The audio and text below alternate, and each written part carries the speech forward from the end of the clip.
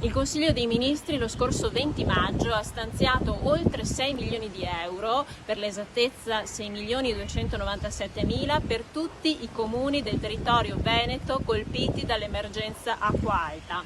Un grazie al Ministro Federico D'Incà per l'interessamento, il quale è stato accompagnato da me nei giorni seguenti all'acqua alta proprio nei territori colpiti da quella emergenza, tra cui Chioggia, Venezia, ma anche il territorio del Polesine, e abbiamo potuto constatare insieme i danni che si sono verificati e le conseguenze che hanno patito attività produttive, economiche e privati cittadini, che ora potranno beneficiare di queste somme.